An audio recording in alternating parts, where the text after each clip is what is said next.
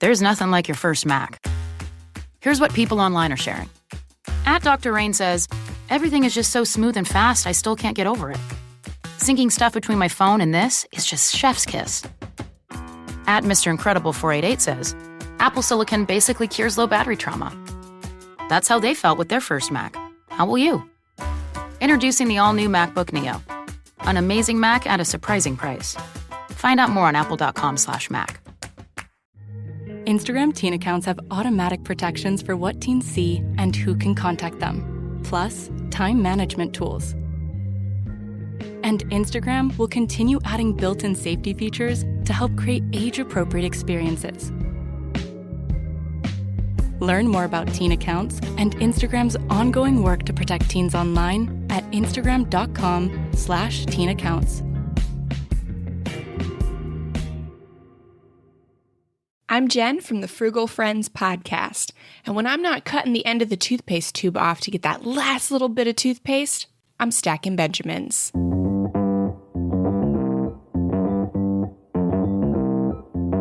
Live from Joe's mom's basement, it's the Stacking Benjamin Show.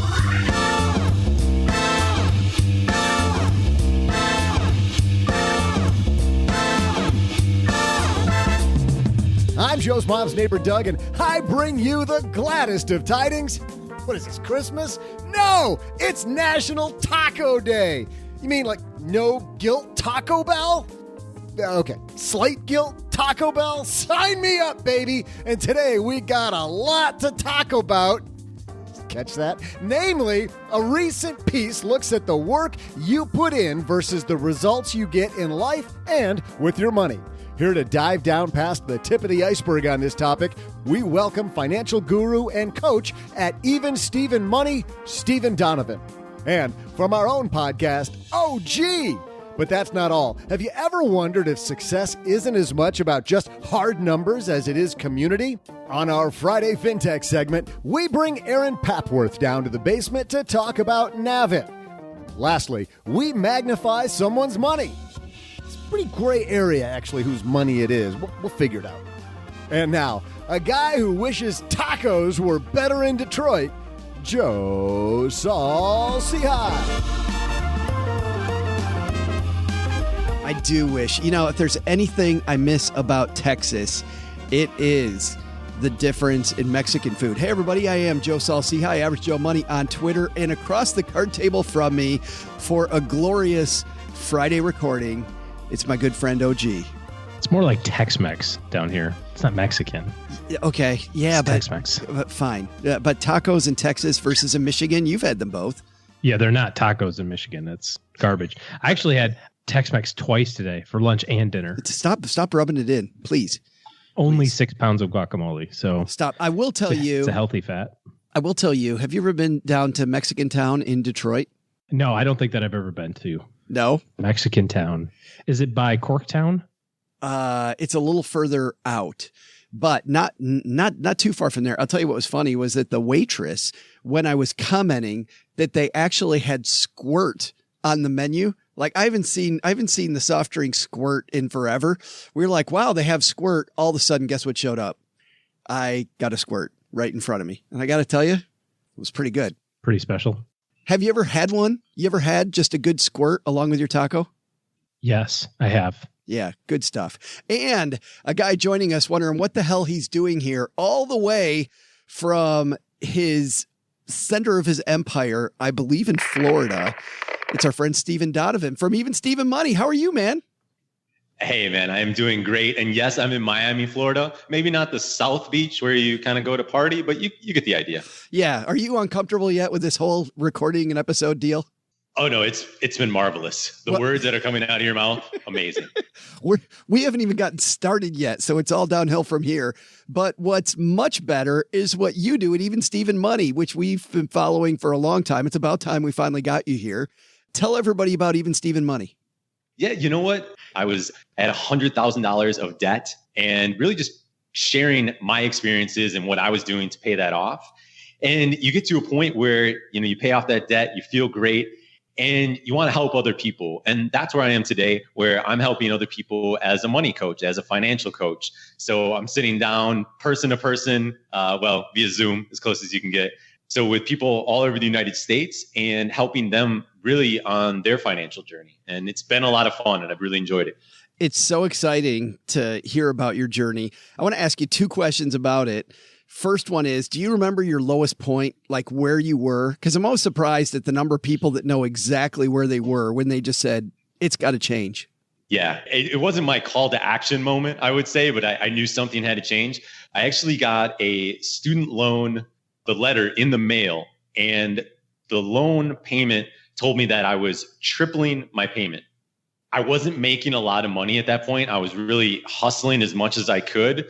So it went from like $80 to $250 and it wrecked me. I knew something had to change right then and there. I mean, after I got off the phone yelling at them and telling them why were they doing this to me, I then picked myself up and really knew that something had to change. That's wild. And then the day you got it paid off, tell me what that felt like. I wish there was this, that big celebration where people come out and be like, oh, hey, remember when you had all this debt? And they come out and they're like, oh, congratulations, high fives and whatever. It didn't exactly happen that way. I was very, very happy. It felt great to, because all you're really doing is kind of clicking a button to make that final payment. So that felt great. I think what I really understood about it was the days and the weeks and the months ahead. And then that's really when I felt it. When I was able to do things that I wasn't doing before, taking little trips, buying a bike. Like that was actually a huge deal. I bought a bike to commute to work every once in a while, and that was amazing. I was riding some $35 like thrift store bike in the streets of Chicago, wondering if I was like going to stay upright. So it was a big deal for me. That's so awesome. Did you get any notice at the end that you could like frame like it was some kind of a masterpiece? No? Sorry, Joe. Oh, no. Well, there are other masterpieces out there, Steven. Today's episode is brought to you by Masterworks. Masterworks is the first art investment platform that lets you invest in the world's most valuable paintings. You literally are buying a piece of some of the most valuable art in the world. Visit masterworks.io and reserve your shares. We got a great show today. We got Steven from Even Steven Money here. We got OG. We got Guys Night in the basement. So let's get this party started. Hello, darlings. And now it's time for your favorite part of the show, our Stacking Benjamin's headlines. Our piece today comes to us from Your Money Blueprint. Steven, have you ever read this blog? I haven't. I have not. Yeah, I've not either. OG, you seen this one before? What's a blog? There's your answer. This is out of New Zealand. The author of this blog, I believe, is Nick at Your Money Blueprint and written in New Zealand. This piece is called Just the Tip of the Iceberg. And I like how this starts. It says, throughout my 20s, I spent every dollar I earned. I'd tell myself things like, I deserve it, or it doesn't cost much. The problem is these times become too frequent. I was telling myself I deserve something every single week. I'd hardly been in the workforce for 1 year, yet here I was convincing myself that I deserve the best of everything. House, food, booze, travel, no expenses spared. Now I look back and I think about why I thought this way. Each time I come to the same conclusion, my parents made it look easy. It's my parents' fault, he writes. All I could see was the fact that we were well-fed and well-housed. I didn't really consider the fact that they had to work for it. I only saw the end results, not the process. It's a bit like an iceberg where we only see the tip, the results, but not all the foundation laid under the water. I like this idea, Steven, because I don't know how it felt for you when you were in debt, but I remember the days when I was in debt, and I remember having that feeling. You know what? I deserve to have fun once in a while. I deserve to go spend a little money. Did you feel the same way? Oh, yeah. Lived it. I decided that I needed that Mercedes-Benz. So yeah, just bought it, just put it on, little loan from the bank. They're very happy to give me all that money. Isn't that funny how happy they are to help you get into debt? It's so amazing. Yeah, they're wonderful. But what's funny too with the Mercedes is that that's also the tip of the iceberg, right? I mean, you're buying this Mercedes. It's a tip of the iceberg, just the payment. I mean, the person at the Mercedes store wants you to think about the payment, not the full price tag. I mean, absolutely. Because what ends up happening too is, so yeah, it's whatever, you have a $300 payment or a $500 payment, then there's all those things that you forget about. There's the insurance, there's the maintenance. Yeah, it's funny, OG. People see their neighbors that have some nice stuff and they think, well, I can have it because my neighbor has it, right? The whole keeping up with the Joneses thing. And I like this piece. We don't often know what's going on the inside. Reminds me of the analogy of the duck and the water. You know, like when you see a duck, they look like they're just cruising along, but underneath they're going like crazy. You know, and you know this from being an entrepreneur, you know, having your hands on a lot of different buckets. There's always a lot of stuff going on. And to the outside person, a lot of times they don't see necessarily the, you know, the work that's involved to achieve a certain level of success financially or otherwise, you know. And you're right. Sometimes you do get a Mercedes and it's not that you deserve it or don't deserve it, but you are well able to afford it. And maybe you did pay cash for the convertible or whatever the case may be. But a lot of times people don't see all the extra stuff that goes into it. I remember talking to my son. He went to a birthday party to one of his friends' houses, and his friend lives in a very nice neighborhood, and his dad has an airplane, has a jet. And he says, "Oh, Dad, Bobby has an airplane and he's rich." And I said, "No, Bobby's 10. He doesn't have anything. Bobby's dad sounds successful. Bobby's mom sounds successful. Bobby's a 10-year-old. And so kids, you know, I can appreciate that kind of comment from the author because my kids are like that too. You know, they're like, well, you know, what's dad's is mine and what's mine's dad's type of thing. And that's not exactly how that works. But you still say that dad is successful, but you still don't even really know that. I mean, I don't know about you, OG, but when I was a financial advisor, I had a bunch of clients that I had to teach to what's that Dave Ramsey quote? Act your wage. Yes. That they had to learn to act their wage. Right. No, for sure. Absolutely. I mean, there's two sides of it, I guess. The one side is the keeping up with the Joneses, and that's that side of the iceberg, which is, you know, all the nastiness that goes with it. I'm looking at it from the perspective of if you are successful or you do have nice things, a lot of times people assume that it was very easy to get to.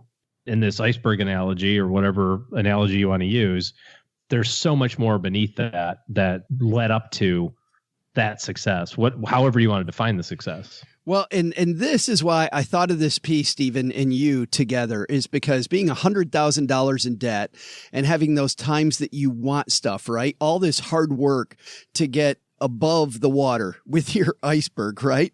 During that time of building it, starting off, how did you keep yourself motivated, to use OG's analogy, to keep your duck feet moving? Well, I listen to Stacking Benjamins 24/7. There it is. Just on a loop. That's it. There it is. Thank you. Yes. Really, really helpful. That got me through the first year and a half. But for me, a lot of it was really immersing myself into personal finance and the community and having good people around me. And I jokingly say, I listened to you guys for a year and a half straight. But the reality I was listening to the Stacking Benjamins, good or not, if it helped me in my journey. But yeah, I was listening to Dave Ramsey. Do I think he's the best personal finance person out there? And probably not, but he was helping me at that stage where I needed personal finance and to know things about paying off debt and to keep me motivated along the way. And a lot of the stuff that was out there, I was consuming, I was taking it all in. I don't want to put words in your mouth, but it sounds like what you did was just kind of a mental game. Like you turned this sacrifice into achievement, right? So as you're sacrificing stuff, you're more looking at your journey, I guess? Yeah, I think that's fair. Yeah. It's funny how much of it is between our ears, OG. Like how much of life is just the way we reframe stuff for ourselves. I know that happens to me all the time. That's all it is. I mean, you're your greatest critic. You're your worst enemy when it comes to decision making quite often. I remember years ago, I was kind of trapped in the buying a new car every couple of years thing because I drove a lot and I deserved to have a nice car when I drove, and I was a financial planner, so I had to look good. So we got to the point where we finally sold the BMW. So my mom had an extra one, so I was borrowing hers until I got laughed at by some friends. And I'm like, okay, I got to go make this decision, So I went and bought a used Acura. I still had a payment, but it was much lower, and it was a reasonable automobile. Fast forward a year from then, I was driving down the highway and crossed over 30,000 miles. And I think to myself, gosh, I thought I've been driving a heck of a lot less lately, but I guess not. 30,000 miles, I've owned the car a year. And about 10 minutes down the road, that thought pops back into my head again. And I go, wait a second, dummy. You bought it with 15,000 miles. And it was really at that moment that it dawned on me that if I couldn't remember that I didn't have a new car, there sure as hell wasn't anybody else that could remember whether or not I had a new car or gave a crap for that matter. And so we put all these pressures on ourselves about status or symbols or looking good or worrying about what other people think. But really it is always right in between, that kind of 7-8 inches between your ears, I guess. Steven, what happened to the Mercedes? I was in Miami, Florida, and then I moved back to the Chicago area after that student loan incident. And I ended up selling it on Craigslist. Took a little bit of a loss, but it ended up being one of my best financial moves that I've made, just based on, that was kind of the domino that really started to make things fall. Well, that's cool, because I think selling that in your head, again, just another status symbol, right? I mean, this is like you're serious about yourself and your goal. Yeah, it kind of showed like that I was willing to make a sacrifice, and I was willing to kind of take that next step. And in Chicago, it also didn't hurt that when you're living in the city, you don't really need a car that much. I didn't mind taking the train or bus or walking or biking. It was that's what most people do anyways. So it made it a little bit easier on me. But yeah, selling it was definitely a step in the right direction. No, that's cool. What I'm thinking about as you're talking too, I'm thinking about having nice stuff and this idea of tip of the iceberg. And if you're going to have nice stuff, like putting in the work to actually deserve that nice stuff instead of saying I deserve it and putting it on credit, I think might even make you appreciate it more. You know what I mean? I mean, don't get me wrong. There's a lot of people out there, especially in the FIRE movement, that are even saying, do I need any of this stuff? Right? Is stuff really something that I need? I love, we had Tracy McCubbin on the show a couple months ago, and Tracy talked about how stuff, marketers want us to believe that stuff makes us happy when stuff ends up being just more clutter in our house. But if we're going after this thing and it is something expensive, like doing all that work below the iceberg, I think makes us think much more, OG, like we actually earned it, like we do deserve it. And I'm probably proud of it. Like I'm thinking about Steven's Mercedes and I'm thinking, okay, I can afford the payment, and then I can't afford the payment. But if I own the Mercedes and I don't have a payment and my retirement is taken care of and life is nice, why the hell shouldn't I drive a Mercedes? Well, you're right. I think that financial planning is one of those uniquely personal things where you have to balance, the desire and goals for tomorrow with also where you are today and the things that make you happy today. For some people, it might be driving a nice car or going on vacation or funding your niece's college or something. And you have to have, as you go through your financial life, little things that you can legitimately reward yourself with. We laugh about rewarding ourselves too early, but the opposite can be true also, which is you lead a miserable life for 35 years, saving and scrimping. And then, you got all this money, but haven't had any experiences.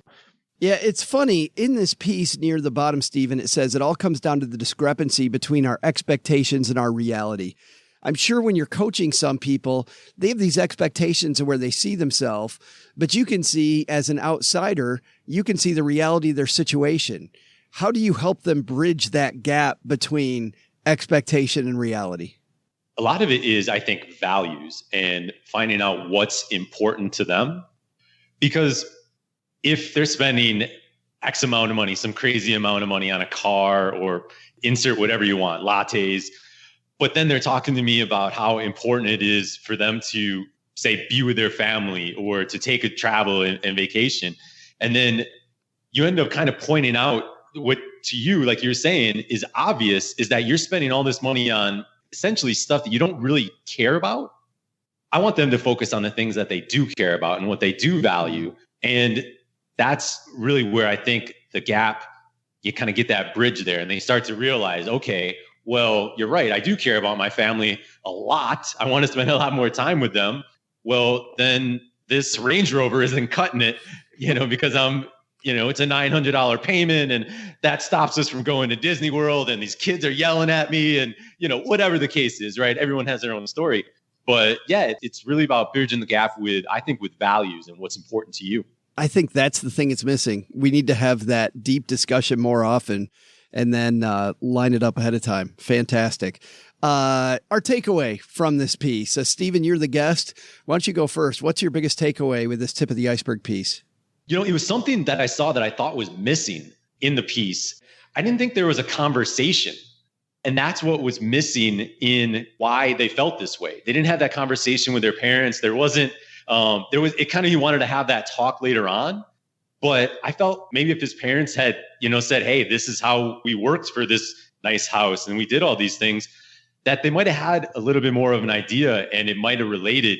And they wouldn't have saw it as, hey, now I can go do these things without money, apparently, and instead be able to do it, on their own through hard work and through being able to earn a little extra money. It's so funny how much these money discussions matter. My parents didn't have that at all with me. I don't know about you and your parents. I would say I saw a lot, but yeah, I don't know if the conversation was there. But I also, I wasn't in that. OG mentioned the airplane guy. My parents did not have an airplane. we did not.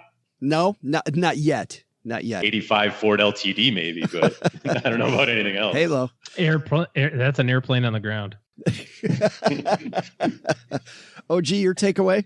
I'll just mix metaphors because it's so fun. So it reminds me of the don't judge a book by the cover. You don't have any idea what's really going on behind the scenes. You don't know what's under the water. You don't know what's behind the mountain. You don't know, whatever, right? So just do your thing, focus on your goals. And if somebody else has enough money to own an airplane or a 10,000 square foot house and 7 Mercedes, so be it. That's great for them. If that's where they want to put their energy and effort, awesome. The chances are very high, however, and everybody knows this intuitively, that it's like, that Allstate commercial or whatever, how do I afford it? I'm in debt up to my eyeballs, So quite often it's not as good as you think. So just do you.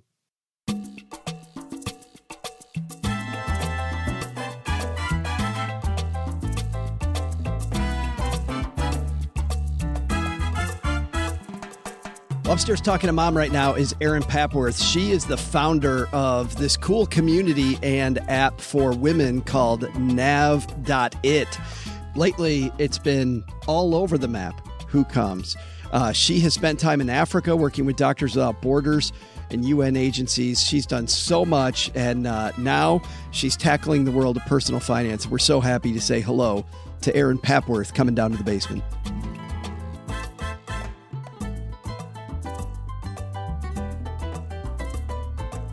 And coming down the stairs to the basement, it's our new friend, Erin Papworth. How are you? Great. How are you? Well, I'm great now that you're here. I love hearing the founder story, like how this all came to be. But I want to be a little more direct. The name Nav.it, where did the name Nav.it come from? It means navigate it. So I was deep into reflection and trying to figure out, okay, names are the worst, right? I mean, when you're starting a business and you're like, this has to be meaningful and, people have to remember me. We were playing with a lot of navigation because the entire point of Nav.it is helping people navigate their lives and realizing that each life is different and has very, we're all functioning in the same system, but we all have it's almost like choose your own adventure. We all have our own stories, and I'm never going to be exactly you. You're never going to be me. I'm going to have all these nuances. I have a kid, I have a house, you don't. You have, a wife, and everyone has their different perspective. So really what we're trying to do is help people navigate their lives. And it came to me like, nav-it. I want it to be a verb. Go nav-it. Go navigate your life. You nabbed it. Oh, I did not nav that. Oh man, that was horrible. Well, and as you already know, I'm sure just in navigating your money, you feel like we're always in a fog. And I love the community aspect of that, just in your explanation, like how it feels like we're kind of doing it together. Was that how you started this company then? Was it because you were looking for community? I mean, why did you begin in the first place? Oh, it's a great question. And I'll try to be succinct because it could be very long-winded. But yeah, and I really appreciate that you're saying you understand community, because community is the key to everything that we're doing. We're really trying to bring people together to understand they're not alone. And the money system is the same for everyone, but we all have to navigate it differently. So it's really, I'm glad you got that out of that. But I started Nav.it because I spent 12 years in sub-Saharan Africa, actually doing development work. I didn't see that coming. Yeah, right. It's a weird one. But what it means that I went as a tourist at 21. I got offered a job and I fell in love with the continent and I stayed and I moved into emergency response work. So Doctors Without Borders, lots of war zones. And then I got into public health and I did a master's of public health and I worked in women's development and really public, like high risk groups for HIV. But what you do over there, the kind of context, first of all, I left at 21 and I only came back to the United States at 34. So I never really lived as an adult in this country. And one of the things you really understand when you're living in other contexts is economic development has really nuanced priorities. And the priority often is, how do you have a really robust labor market? How do you engage your labor market into the system that exists? And often the primary population that's not engaged in the labor market are women. And women really are the backbone of economies because they are, often they're the massive black market over there, right? So cash-based economy. And when women have money, 90% of their funds usually go back into women, children, their education, children, or economic gain. So you educate 10% more women overseas and your GDP goes up 3%. It's like this very clear parallel, right? So I was seeped in this, how do we advance economic development? How do we advance women's development? How do we advance overall economic growth and access to healthcare, access to education? And in systems that are just not robust, like our American system, right? And system like the legal system, which then means the financial system is not accessible to a large percentage of the population. So I'm in that, I'm working in it. It's very, meaningful and profound. And then for multiple circumstances, I moved back to the United States at 34. And I had never lived as an adult navigating this financial system before. So I moved back because I had been a student, but never really, on my own. I have a son. And all of a sudden, I'm starting to navigate this world. And I had the benefit of being overseas, navigating it kind of superficially. So I was getting paid. I was working for American organizations. My paycheck was going into American bank. I think I accidentally started investing because my stepdad was like, hey, you have all this cash saved up. You should probably start to get some return on that. I'm like, oh, yeah, right. Okay. Right. So I also watched the 2008 crisis from abroad. So that was really a meaningful moment for me where I was literally in Central Africa in the jungle watching this thing melt down going, what the heck is happening? Like, why am I safe in this really unsafe place? Right? Why, like, I was just so interested and confused. So that took me on the cycle of like understanding how our financial system is different. And then when I came back again, I realized, look, if I don't understand this system, if me as the consumer don't ask how people are making money of me, I am screwed on every level. Every single person in all of these scenarios has incentive to make money out of me. For example, people were throwing credit cards at me. I was continually getting, you guys get all this, right? I started to buy a house and I realized, wow, the seller's real estate agent, the title company, everyone in this scenario has incentive for me to pay more money. What is going on? If I don't understand this, I am going to be taken advantage of.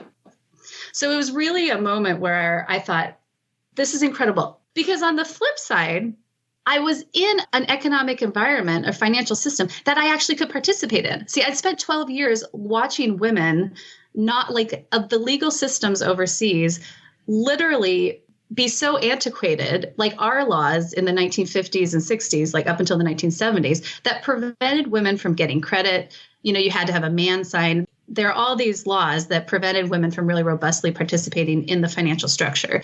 That still exists overseas. I'm coming into a situation where I'm like, look, women finally have access to money in this country. I'm so proud to be an American. Where 1974 was the Equal Opportunity Credit Act. It was the first act that allowed women to get credit without a man signing, right? That's only 40, 50 years ago. And It's actually funny. Cheryl, my spouse's uncle, was telling me a story last week, and he's a phenomenal storyteller, about how he he had to go with his wife in the late 1960s to get her a credit card because she went to the bank by herself and they would not give her one. And I just thought that was so phenomenal, so amazing. It's incredible. Yeah. So my stepmother became a feminist because in 1971, same thing. She had been married. She was the nutritionist at a regional hospital in Washington State, well educated. She and her husband divorced. Car was in his name because it had to be, even though she was paying, half of it. Yeah. And she went to go get a car loan, fully educated, totally credit-worthy person, and they wouldn't give it to her. She had to have her dad come and sign for her. And it was just ridiculous, right? I mean, infuriating. It is amazing, not to stop you, but it is amazing because, being in my position, seeing all of the ills in our society and all the things that are bad for all those bad things, I love you coming at it from an outside point of view and going, we have the foundation. Now we just need to build on it. 100%. And I'm really proud of our foundation, but it's really taken 200 years to get that foundation, right? Sure. So it's when our country started, all of these laws, and we have this incredible basis of liberty, self-actualization, freedom for all, but really legally, that was really for a select part of the population. It took a civil war in the 1800s, and it took the civil rights and the women's movement in the 70s to really get that now robustly accessible for everyone, which is so exciting because it means now the entirety of our labor market can actually participate in the economy. And that means that we can really grow our economy in a more robust way. So you have all of this. You've got the foundation. Now you have the ability to build Nav.it. So tell me how this works. Yes. How do I access Nav.it and what do I get? Are you app-based? Are you web-based? When I go to Nav.it, what do I get? We are a mobile app. You can get us on Apple and on Android. And it is basically a money management tool. And our purpose is to help users build a future of wealth. So really looking at, we move people from daily money management. It's just a budget aggregator. I say that it's Mint plus Fitbit plus Headspace. Oh, okay. Do you know those three? Yeah. So Mint being the, and I'm looking at the app right now, Mint being just, tracking your expenses, knowing where money's going out. Fitbit being fit with your money. Yep. And then third, Headspace, I'm looking at articles and community and that type of thing. Exactly. Yes, you've got it. So the Mint side is we aggregate your accounts, checking, savings, credit card. We tell you what you've been spending as opposed to you having to input your budget. I wanted to spend this. Really, our intention is to say, hey, this is what you've been spending. We can pull your transactions. Usually it's 2 years, month to month. And here's kind of the average. In the onboarding of our app, you set up savings goals. So we say, okay, and again, the pillars of financial health. We're saying, do you have an emergency fund? Do you have high interest debt we want to get down? Do you have student loan debt? Or do you have lifestyle goals like mortgage or travel to Bali or whatever? And we marry those with what you're actually spending. And then we tell you, okay, you're on track, you're not on track. You can set up the nudges and really kind of the overlay of education. Well, it looks like you're not on track. Let's talk about, how you can make a little bit more money, or let's have you negotiate your salary lately, or how can you reduce spending here and there, et cetera. Can I ask some questions about those before we move on? Because I'm very curious, because I love this idea, Erin, of the nudges. Is that an alert that comes up, or is it as my daily transactions come down? How do those nudges work? I love nudges too. And that's the behavioral economics, right? Richard Thaler out of University of Chicago, right? Somewhere up there in Chicago. Sorry, Richard, I did that wrong. So it is a nudge. It's nudges and alerts that basically are triggered by your behavior. It's either transactional based, and this is what kind of my point is, we're user driven. You set it up. We will show you overall what you're doing. We'll show you if your goals align with your behavior, and then we will default to some nudges, but you can really set it up. Okay, looks like I really want to be more careful about groceries. So you can set that nudge to, we'll ping you at 50% of your spend. We'll ping you when you're 90% of your spend for the month. And then the behavioral nudges, we are then, saying, here's the education piece. So it comes up as either an alert on your phone, or we'll ping you in the app itself to give you those behavioral tweaks as well as the education around it. So really, okay, looks like you're not spending, and you're not paying off your credit cards every month. Here's what APR is. Here's why the kind of best practice is to pay it down.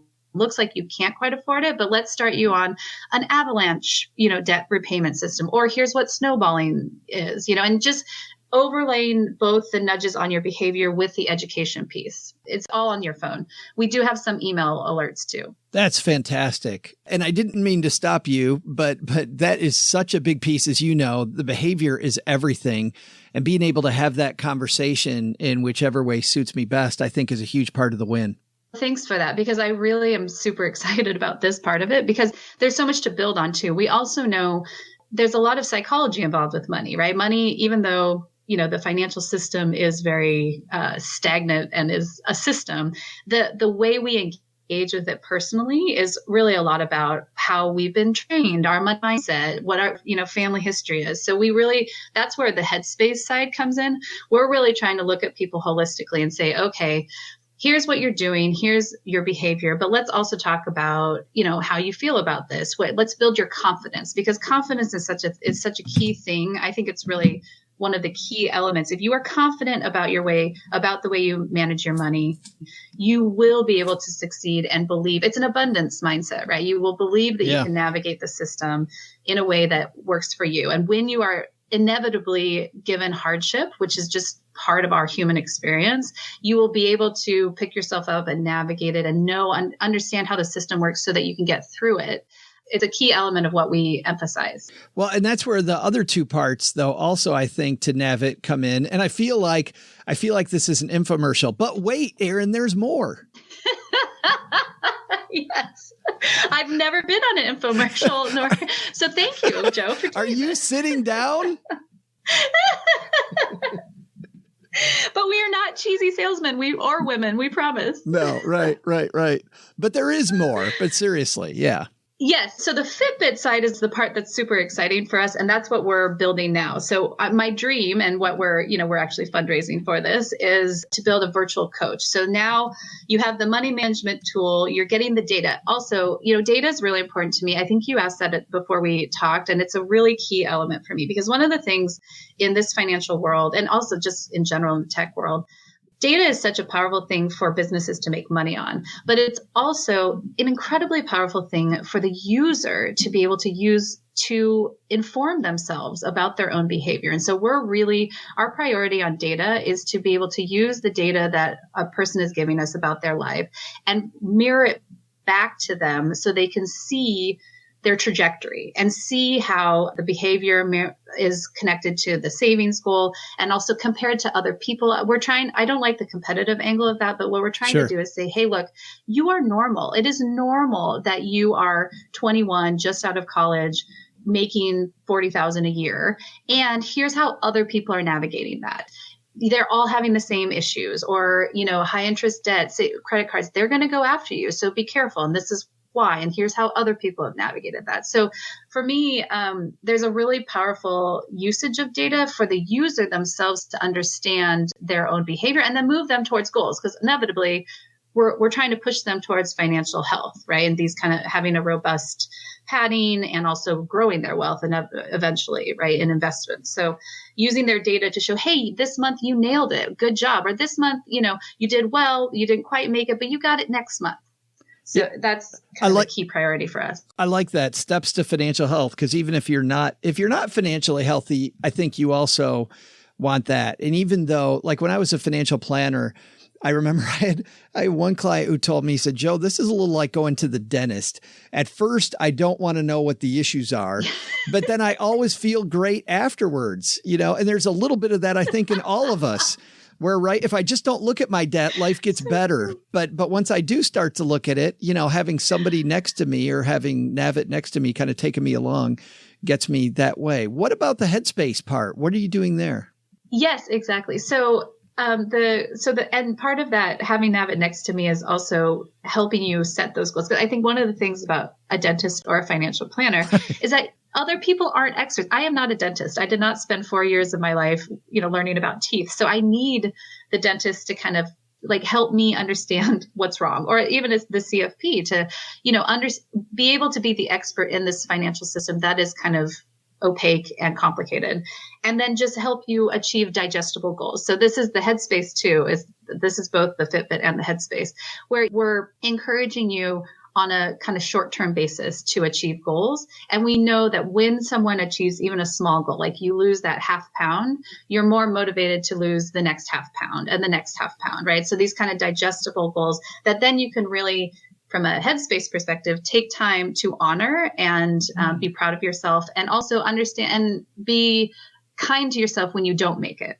Our kind of approach is, this is a long-term game. You're going to not make a goal one moment, but you will the next moment. And as long as you continue to move forward and not give up, that's really where financial health emerges, because you're building resilience, you're building grit, you're building the muscle of navigating the financial world that inevitably also gives you education on how the whole system works, which then ultimately you'll be able to grow your wealth and know how you want to navigate it. It feels like you're flirting a little bit, Erin, with some gamification too, making it fun so that people take the next step. Exactly. Yeah, that's what the virtual coach is all about. So you have a coach, you can set up your user-driven goals, and then there's a Nav.it score, there's a point system when you hit those goals. There's also accountability and community really, where you can share your wins and also your questions. Because there are no stupid questions. And especially in this finance, I think one of the things that blocks users, and especially women in this context, is you don't want to look stupid, and you think that there's some perfect way of doing that. And other people that are experts look so good and they're so smart, and you just end up not asking really probably questions that everyone else has, or a lot of people have too. And that just doesn't facilitate health for anyone. And we're trying to create a really inclusive and positive space that says, hey, it's messy. It's a system that has a lot of intention to try and get money from you. So how can we navigate together and learn from each other? What does it cost? Is there a fee for it? The budget tool is free. That's part of, you and I met because we're part of an accelerator program at MBKC Bank in Kansas City. And we are opening a savings account with MBKC so that we can now be transferring people's money, help them save. So, you have that high interest savings goal. You want to pay down, let's get $1 a day, $5 a day into a savings deposit account, and then we can try and pay it off for you. Sweet. So that we're making a little bit of money on the spread there, but really that's a feature for the user, because the users are asking for that, like make my life easier, automate my life. So that's all free for the user. We also, the virtual coach that we're building will be a subscription fee, and we're playing with money with how much that will be right now. It depends also on how much access the person wants. So if it's just a basic money coach that helps you set up goals and gives you some accountability, you get the Nav.it score, that's a one lower fee. We also want to move people, if you have more, robust high interest debt or student loan debt or more kind of complicated debt management issues, and you want help around that coaching, that will be a higher fee. And ultimately, we really want our users to start growing wealth, because this is kind of the thing that we see in our demographic. People are kind of okay with money management. They're not confident in it, but they're probably doing it okay.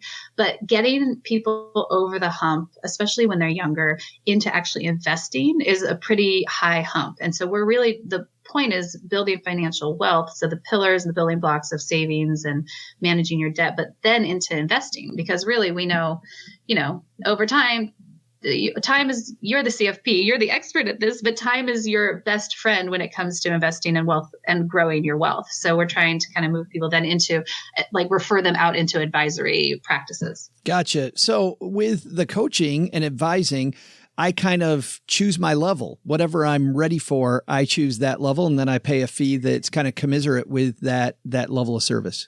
You got it. Exactly. Wow. That means I explained it well. Good job. Just try to make sure that I do have it. Last question is, and I'm sure that you've got 50 things going on. What do you see coming up in the future? What would you like to add to Nav.it that's not there yet that people can look forward to? Oh, there are two great things. One, we are building the coaching service, and we will stay a coaching service. We're not trying to be an RIA, so we will refer out the advisory. So there's a relationship we need to build with advisors on that end. But the coaching is the first step. And then the second thing is there's some really cool features that around the coaching that we're just testing now that are super cool. Called one specifically is geofencing. So do you know about this? This is new to me. Just a little tiny bit. Yeah. Part of the coaching, if you want alerts as you move throughout your life, you can set that up. So for example, I go into, I don't know, QFC in our world, maybe Whole Foods or Target or whatever. You can set up the app. Well, we'll alert you. We can tell that you're in that area. We can tell you're, walking into Target. Here's your budget for the month. You have about $200 left to spend. And here are the deals and coupons and kind of things sweet. In that store. Yeah, I'm so excited about this one. And that's, us building a partnership with those entities, those businesses, but also the user, teaching the user how to use it. But it's really cool. And then you can also, my dream is also then to be able to link it to what you're doing online. So if you happen to, you pull up Amazon, you get a nudge and says, look, looks like you have $200, or $100, or, oh, you're not, like you're over your budget there, but that's your choice, but at least that, hey, you're over your budget on Amazon. Maybe you dial down somewhere else this month if you really want to buy that. So I'm really excited about that. It's like the coach in your pocket going with you, reminding you and giving you the information that you need at the right time. I feel bad there's nothing going on. What do you mean? I'm kidding. It certainly right. In my world, you mean? Yes. It sounds like you're bored sitting around with your feet up. Yes, boredom is definitely not the trait right now that I feel in any way, shape, or form. A lot of other ones, but not boredom. Maybe not. We will link to Nav.it on our show notes page at stackingbenjamins.com, or like Erin said earlier, just go to the App Store, the Google Play, and check it out. Erin, thanks a ton for hanging out with us. And as you get that geofencing set up, please come back and tell us about that too. Oh, I can't wait. Joe, thank you so much. This was really a pleasure. Hey, trivia fans, what's up? It's Joe's mom's neighbor Doug here, bringing you some money knowledge, all wrapped up in this light, flowery tortilla of timbre called my voice. So raise your hand if you don't love Taco Bell. I knew it. No hands out there, because everybody loves Taco Bell. What's not to like? I mean, especially when I can order like the same 5 ingredients, call them whatever made-up Spanish name I want, and pretty much have 5 different meals, all with nearly fake meat. Right there, that's innovation at its finest. So in honor of National Taco Day, here's a gordita of a question. How many tacos does Taco Bell serve annually? I'll be back with an answer, probably covered in hot sauce, in just a moment. Backstage, we briefed Steven on how this game plays. Steven, you very comfortable with the rules? Got the rules down? I'm ready. All right. You are playing on behalf of Paula because it was Paula's week off. Len, nobody knows what happened to Len today, but that means Len just is not being represented. OG, of course, playing on behalf of himself. We had the numbers, the score, which we got wrong last week. Len actually had one more than we thought. So it is 10 for Len and 8 now for Paula, who caught up with OG, who also has 8. So that means that because Paula just moved into the tie, that OG, you get to decide if you go first or last.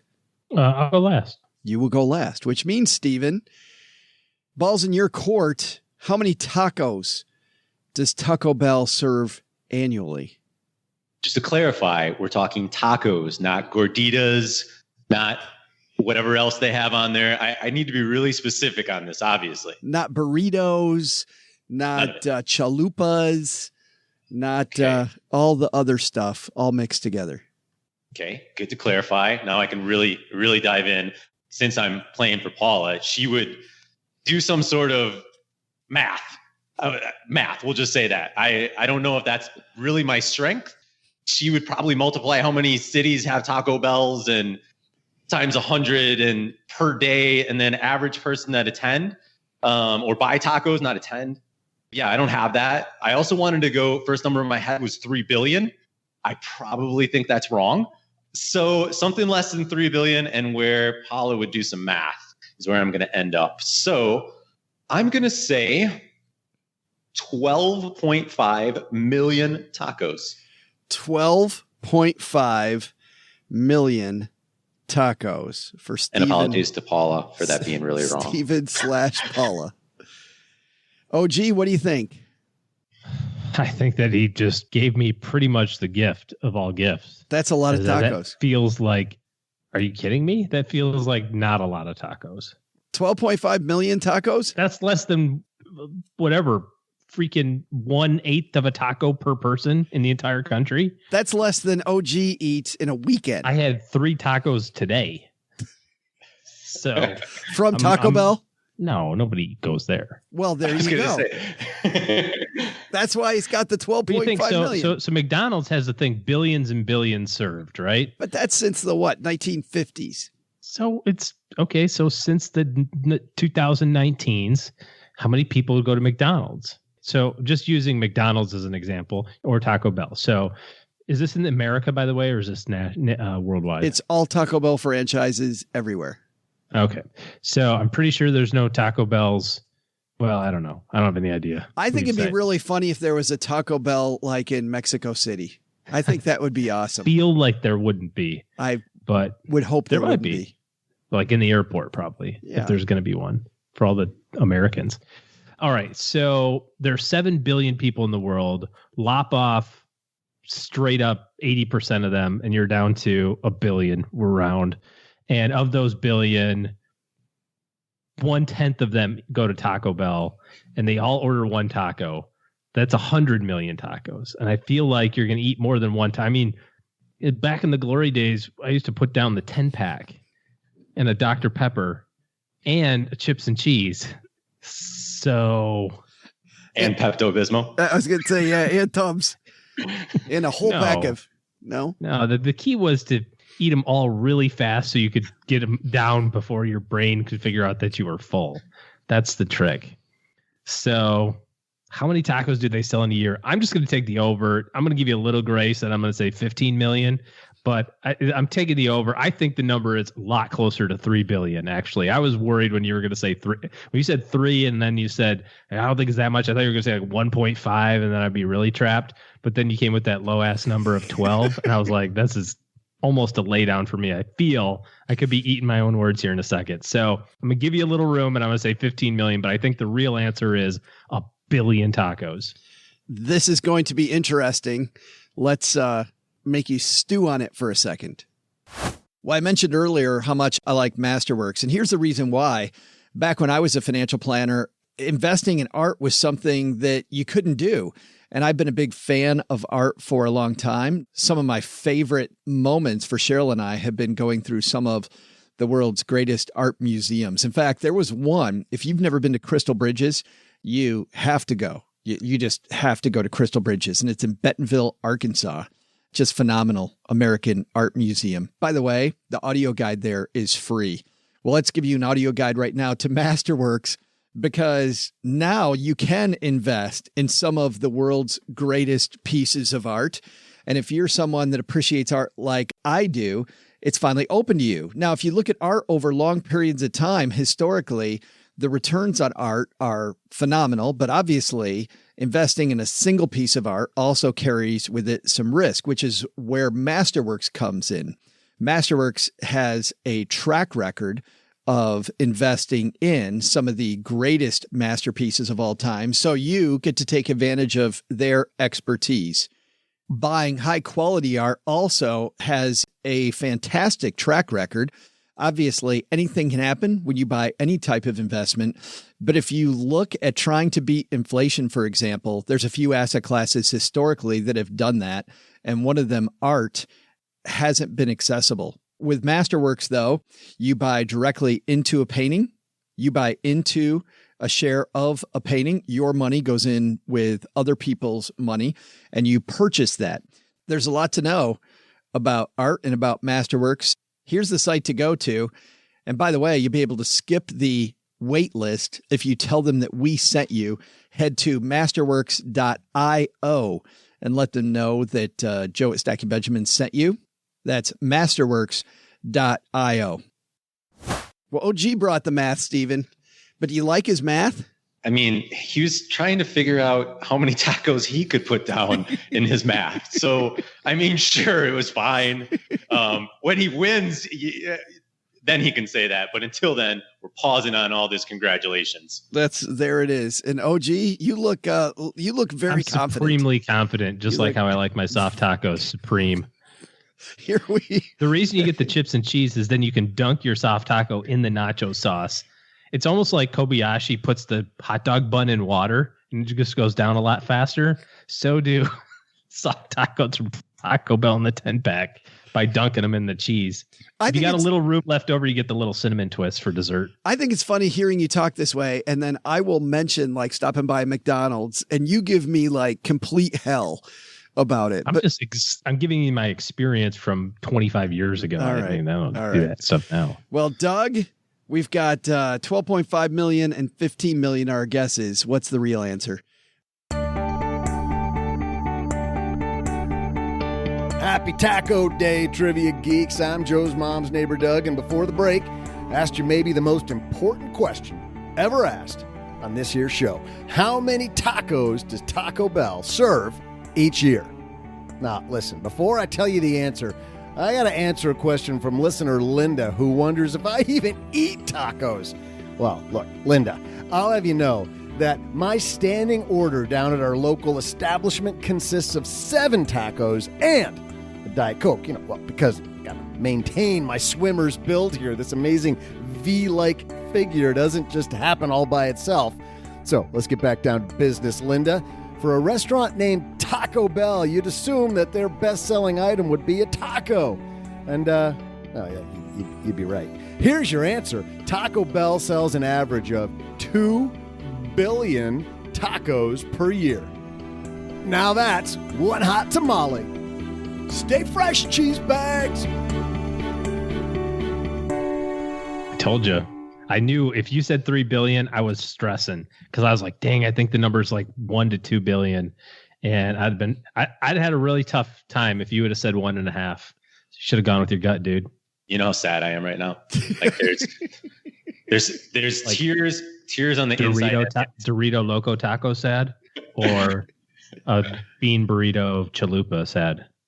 Which one's worse? I'm not sure. Have you ever had the Dorito taco shell? It's actually not bad. I got to be honest. Well, and Steven, when you ask about which one's worse, you have to define whether it's going in or coming out. Don't knock it till you try it, though. I'm telling you, get the 10-pack of soft tacos, get the cheese sauce, just one at a time. When you said 3, Doug and I had talked about this before, and so I knew the answer was 2. And when you said 3 billion, that seems like a lot. So I think I'm going to back it down to, I'm like, if he says 2 billion right now, this is going to be. No, that's what I was worried with. Going to be just amazing. Yes. So close. Hey, well, I'm a failure and a disappointment. I apologize. I thought we had a lot of fun with that. It was a good day. Yes. You're not the expert on Taco Bell and you'll never live that down. That's like your, who's that baseball player? Bill Buckner. That was your Bill Buckner moment. No, what? Betting on tacos? Is that what you're talking about, Pete Rose? Hey, let's take out the magnifying glass, guys, and help somebody do better with their money. Today's hotline call comes to you courtesy of magnifymoney.com. Because you know what happens when you head to stackingbenjamins.com/magnifymoney, Steven? No, but I want to really, really bad. You find that those financial products you use every day, nowhere near the best in class. If you just go to a brick and mortar bank, over 92% of the products available online all ranked at Magnify Money. By the way, not ranked according to how much commission they get paid. Seriously ranked from number 1 to the worst by 4 very stringent criteria. Head to stackingbenjamins.com/magnify money and you'll see what I mean. Whether it's paying down debt or getting a higher interest rate on your savings account, a checking account with lower fees, it's all there at Magnify Money. All right. Today, we're going to do something a little different. We actually, instead of taking a call, there was a question on Reddit. And I thought this would be perfect for the Magnify Money segment. So let me read you guys the question and you tell me the answer. Gentleman writes, I have a wife, Wilhelma, 40, and 2 sons, Sam and Scott, 17 and 16. 6 years ago, I ran to the gas station to buy some cigarettes. Instead of abandoning my family, just a joke, I decided to also buy a lottery ticket for everyone just for fun. It was a blast. We all talked all night about what we do with our winnings, where we go, etc. I mean, this was all fantasy anyway, right? But I specifically told my kids that they'd have to share their winnings and they'd have to put it away for college first and foremost. Well, wouldn't you know it? Sam's ticket won. Of course, it's actually my ticket and I had to claim it. It didn't win the jackpot, but after taxes, we walked away with $60,000. I sat them both down and explained I was going to save it all for college. We could celebrate, splurge a little. They absolutely wanted a gaming system, and Wilhelma insisted on a family vacation as much needed. We all agreed and saved the rest. Bought the gaming system and a bunch of games for about $1,000. Wilhelma took over the vacation, insisted on a Disney World trip. Boys don't even like Disney, but it was always Wilhelma's dream to go. So we went.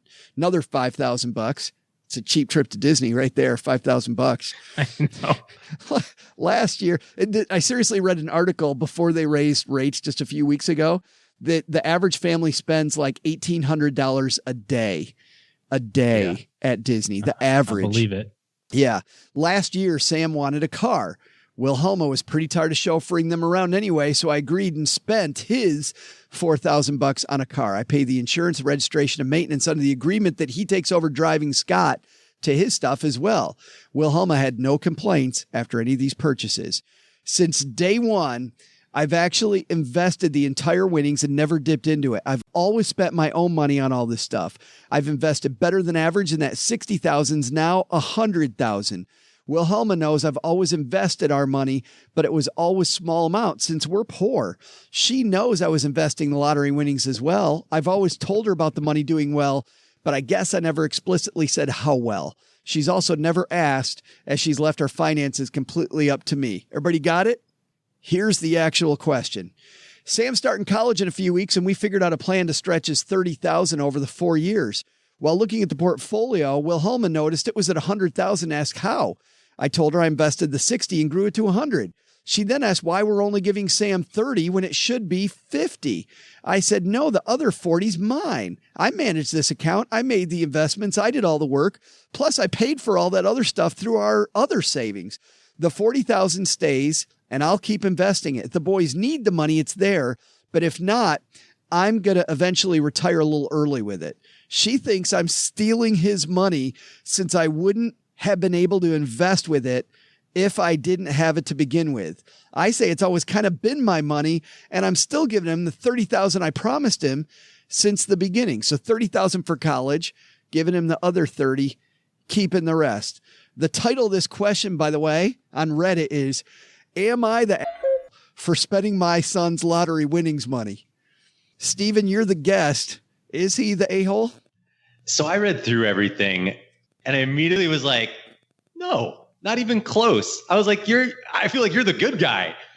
But I also, as I'm listening to it again, I start thinking about a couple of questions that pop up in my head. So he's the only person telling this story. Like we only hear that one side of it. So his wife, Wilhelma, I mean, was she really the only one who wanted to go to Disney? I find that a little hard to believe with some kids that were like, I can't imagine they were like, Disney, no, we hate it. We're never going. Stop, please. I mean, come on. So there's starting to be maybe a little chink in the armor that I'm noticing of his story. But in general, I do agree that 40 grand, that's his. I mean, he's not saying that he's never going to give it to his kids either. He's saying, hey, I earned this money based on the investing part of it. And, if during college, which who knows, it probably will, it goes up 10 grand, then yeah, it's there for him. But, I'm also curious, what if Wilhelma would have done if that money would have went from 60 to 40? Would she have said, hey, you need to fund 20 more of that from your savings? So I'm just, obviously we don't have all the answers, but there's some questions that I start to ask, That is interesting, OG. Does he just feel guilty because it's up? Yeah, I guess so. I don't know. I wouldn't even have 3 conversations about this in my lifetime. You'd be like, I bought the ticket with my money, claimed it, signed it, paid the taxes, end of discussion. like what it happens that there's money left over for college. How great is that? How ungrateful are you, children, that maybe I'm only able to cover 75% of your tuition with my money, by the way. No, but wait a minute. I would agree completely with you, but they had a discussion when it was fantasy money about the fact that this would be theirs. And then it came true, and now we're changing the rules? Yeah. My house, my rules. If you don't like them, pack your stuff. Plus, I'm still adhering to what I said, which was I would set aside money and give you money for college. He did. He got 30,000. He's getting the other 30 as well. So he's still getting 60. Yeah. Both kids are getting their 30. And that's after, by the way. Bucks. And that is, Steven, that's after the car and the vacation. I mean, he's getting 60,000. Yeah, all that. And he also, I'd take $9,000 out of that right now, get myself a first class ticket to Vegas, and I'll be like, I'll show you how to blow money. Watch this. And then go, see, we keep this going all day. I'm the one with the account access. You talk how much more do you want to? You talk such a tough game. I am such a tough guy. You have no idea. Such a tough game. I don't know. Does that matter, Steven, that they had the discussion ahead of time to you that money would all be his? Yeah, I think like the good guy in me says, yeah, it matters. The, like Scrooge McDuck type of says, well, maybe a little bit, maybe I can dip into this a little bit because what's an extra $5,000 that I can pocket or go to Disney or Vegas or what have you. So, it depends. Again, I probably end up having more questions than I do as I start thinking about it more and more. What if his kids came up to him and said that same thing versus his wife? Would that make a difference? If his kids were like, hey, Dad, you made an extra 40 grand. Like, that's amazing. Would they say, give me that 20 grand? Or they would be like, hey, tell me how you did that. And maybe you want to learn. And it wasn't so much about the money, but actually something that could be a positive. Or did they want the 20 grand to also go to Vegas with OG? I don't know. It would be a hell of a party. This was the big mistake that he made, though, throughout the whole thing, was not involving everybody in all the rest of those decisions. So if you're going to involve them in the decision making up to the point of let's spend the money before we make it type of deal, then you got to involve them in the rest of it. Go, okay, well, here's the 60. And so here's how I invested it. We're going to buy this mutual fund, or we're going to buy these stocks, and here's how I picked it. And then, that's why I like Stockpile so much. We've talked about that on the show countless times with my kids, because they get to see the brands. They get to see the great things that happen when stock prices go up, and the not so fun things when stock prices go down. And you want to involve them in all those experiences. And at that point, you could be, hey, look, I did take the 16, turned it into 40, or turned it into 100. Imagine if I wouldn't have done this when I was 50, waiting on you guys to go to college. Imagine if I'd have started this when I was 18 or when I was 22, just getting out of school. Let's see what would happen if you saved $100 a month. My goodness, you'd be at $100,000 by the time you're 25. Yeah, that comes back down to what you said at the beginning, Steven. Your takeaway from Nick's piece was there weren't enough conversations. This seems like to be kind of the same deal. Yeah, it is the same thing. No one was open about the communication other than it sounds like at the beginning when they had this fantasy chat where this money was going to go if they won.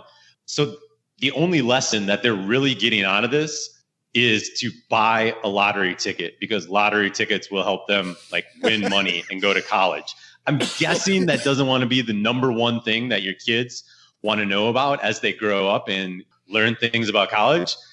Maybe even if they hear about investing, they're going to be like, I don't need to worry about that. We can just buy a lottery ticket every once in a while and then make it all happen, Yeah, the communication part, it's huge. I didn't even think about that as the potential lesson. Lottery equals #winning. Maybe not right. Thanks for sending us this question. We had a listener, David, sent us this question. Wanted to get our thoughts on this. Thanks, David, for sending that along. If you've got a question, preferably one that you have yourself, head to stackingbenjamins.com. Maybe David was the one. Maybe David was. Well, yes, that's a good point. Head to stackingbenjamins.com/voicemail. We normally don't read a question like this, but I thought this was really, really, really fun. So thanks for sending that along. All right, that's going to do it for today, guys. We're going to have our guest of honor go last. OG, what do you got going on this weekend? Really fun stuff happening for our family, my extended family. My niece graduated from boot camp this past week in the Army. Awesome. Not quite a Marine, I understand, but not everybody can make it. So that's okay. I won't hold it against her. But that was a really fun time. Not a lot of military folks in my generation, in my family, kind of extended family. And now my siblings' kids and kind of that generation are starting to come of age. So it's kind of interesting to see their life choices and things like that. And of course, we're really proud of her for choosing this and looking forward to supporting her. But it was really fun to go out to South Carolina and get on an Army base and kind of experience that pomp and circumstance again. If you are ever in any place that has the opportunity to go to a military graduation from like boot camp, it's a really fun several hour experience. So I highly recommend it. I bet even just much, much, much less. Just Friday parade at the Citadel. I know that's kind of a tourist attraction, but it's really fun. If you ever find yourself in Charleston, South Carolina on a Friday, go see the parade. It's just cool. Yeah, very much so. Steven, thanks a ton for hanging out with us, man. It's about time we got you here. Hey, man, you're the best for just even letting me be in your presence. This was a great moment. I don't know. This has been fantastic. We love what you do. But tell everybody what's going on at Even Steven Money this week.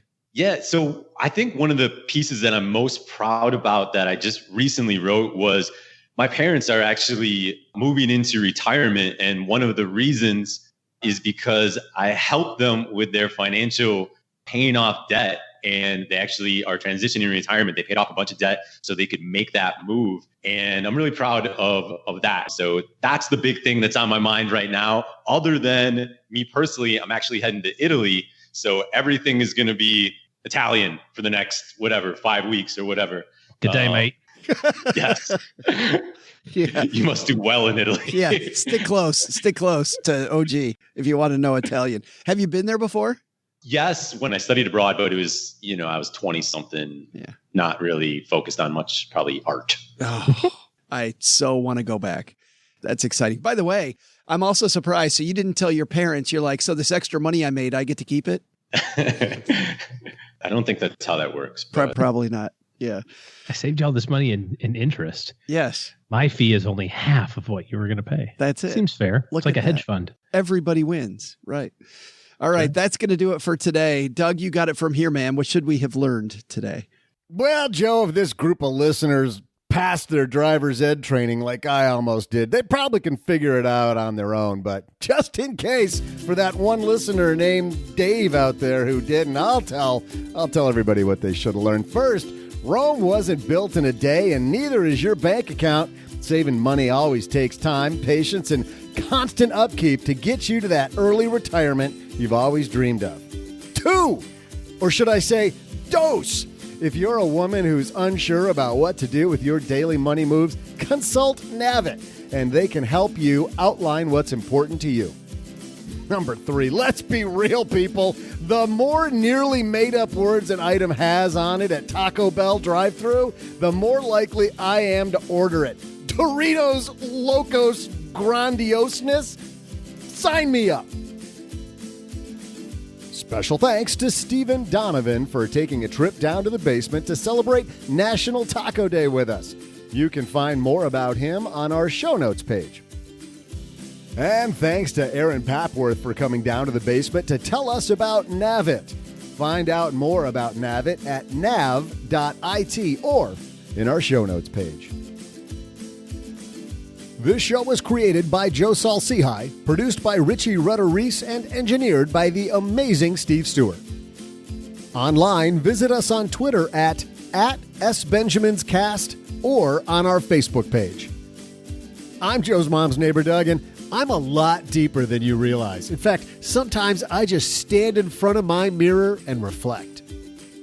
SB Podcasts may receive payment on the show from sponsors and guests in the form of books, giveaway items, discounts, or other remuneration. There's no way you would take advice from these dorks, but like Joe's mom always says, don't take advice from people you don't know. This show is for entertainment purposes only, and before making any financial moves, consult with a real financial advisor. lastly, thanks to Joe's mom for getting us some cinnamon twists and not forgetting the mild sauce. She's the best.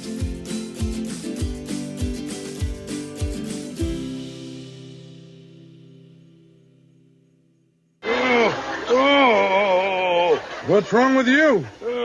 It's either this show or indigestion. I hope it's indigestion. Why? It'll get better in a little while.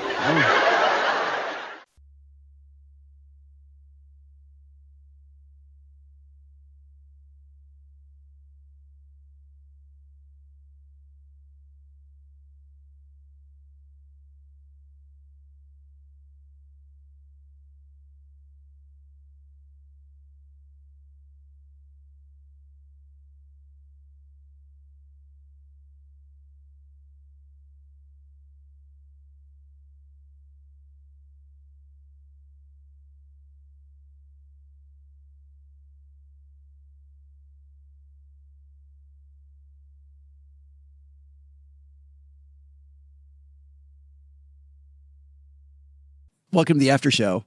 This is the part of the show that doesn't exist. What happens in the after show, for those of you who are new, stays in the after show. One of my favorite things, by the way, is somebody who's been listening to us for several months and all of a sudden realizes that this segment exists. That always makes me laugh. So my question is, we talked a lot about Taco Bell today. Doug did, and we did at the beginning of the show. I was thinking, I can't think of the last time I had Taco Bell when it was daylight out.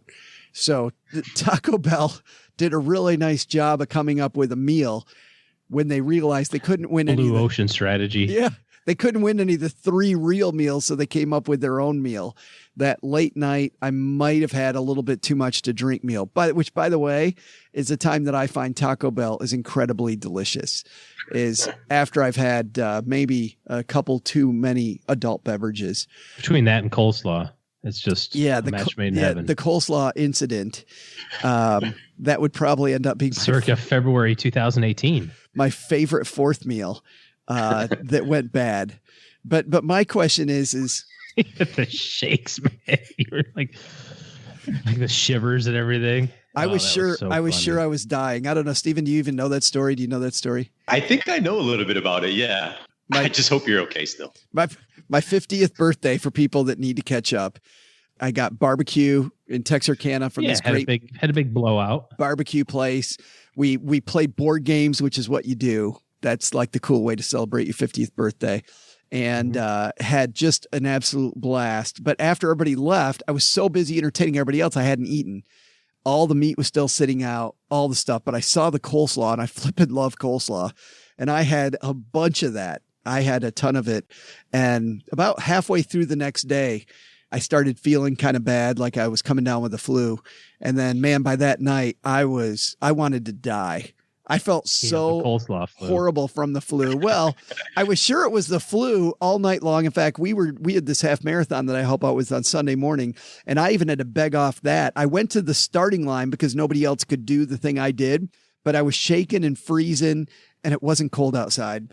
And I did my job, and I'm on my way to my car, and my friend Todd is walking by me, and he's like, "Hey, man," I said, "Oh, you don't want to get close to me because I don't know what I got, but it's probably contagious."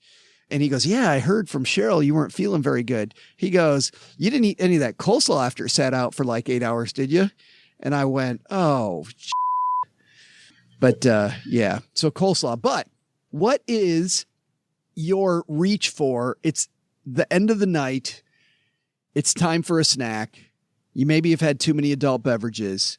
Steven, what meal are you heading for? Well, I would say it starts out with reaching for another beer because I'm not smart enough to not do that. But after I get past that, that's always me too, by the way. I'm like, yeah, I should have not had that. What was I thinking grabbing that last one? I'm completely with you. But otherwise, I'm a pizza guy for sure. And at that point, I'm accepting almost all forms of pizza. Anything from calling up Pizza Hut delivery, like, okay, great. Home run in pizza, which is I would say like my favorite frozen pizza. But I mean, we're talking like cardboard Jacks, Tony Roma's, like anything is acceptable at that point. It doesn't matter. Pizza.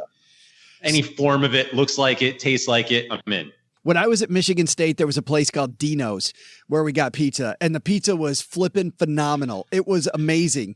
And then one time my parents were over and we ordered it in the middle of the day. And you could see the grease like a mile thick on top of this pizza. It was the most disgusting pizza, but at 3:00 in the morning, Dino's was amazing. Packed. Oh, it was incredible. I got one more. With the pizza, it reminded me of college. There was this place, it was called Toppers, and they had these cheese sticks that they sent. I actually had no idea they even they made pizza, because all we ate were cheese sticks. Like, same thing. One random afternoon, someone orders Toppers, and I was like, what is this? I was like, where's the cheese sticks?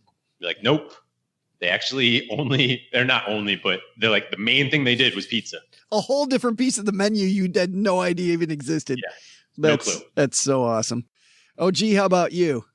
I'm not much of a late night eater, unfortunately. Like, my go-to would be like some ice cream or something, but that's not like I'm 2 bottles into it and I'm trying to find something to eat. Oh, but I'll do I will do ice cream after being deep into it. Yeah, no, I don't know that I ever have. I'll have ice cream almost every day, as a matter of fact. Like, that's kind of like just a normal pattern for me is ice cream. But yeah, I mean, in college, used to do the pizza thing. In Ann Arbor, they have Pizza House, which is, again, one of those places where you get like what you get, and then you forget that they have a bunch of other stuff. And I've been back there a couple times. It's still decent, but it's not as good as I remember it. Probably because I only ate the food, 3 sheets to the wind. But the walk-up pizza place where you get like 3 slices for $2 or something like that on the way home, that was always pretty good. I'm like a responsible adult now. I don't generally drink to excess, and I go to bed at 10 o'clock. So I'm pretty much the most boring dinner date ever. I found that after game night, when Andy Hill from Marriage, Kids and Money and everybody else, Kat Alford's husband, Jonathan, everybody else has left game night. A lot of the time I don't have the Friday show ready because our game night's on Thursday. So then I listen to the show before it goes out. So I will sit there. I'll do, to Steven's point, I'll pour another glass of wine. Bad idea.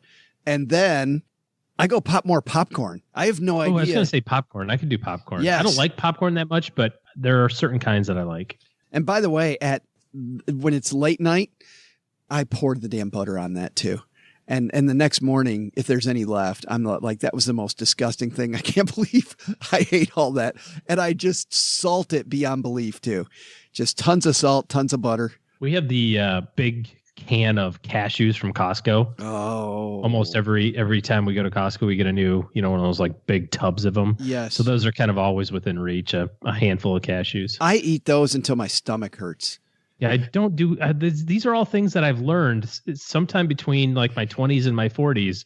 I feel like at 51, you should have picked this message up judging somewhere me? along the line. You're looking at me very judgy right now. Very judgy. I feel a little uncomfortable. Joe, I got a question for you. Coleslaw. Can you eat it now? I still love it. Yeah. It isn't like back in the day in college, I threw up Budweiser. Like big time threw up Budweiser. I still, Southern Comfort. If you crack open a Budweiser in front of me, I still, and I was probably, 21 and, yeah. At least, right? I see how you guys bought older. I see how you guys bought that. I had to think for a second. I was, 21, and, being responsible, but yeah. Threw up Budweiser and I still can. But coleslaw, man, no problem. Goes down beautiful. Kind of that way with SpaghettiOs. That was my college after like I would make SpaghettiOs for myself in the middle of the night. You hurled SpaghettiOs? Oh yeah, like so much that it had to like repaint the bathroom. I think we gotta stop. We gotta stop on that. No, I didn't think you were recording any of this. Oh.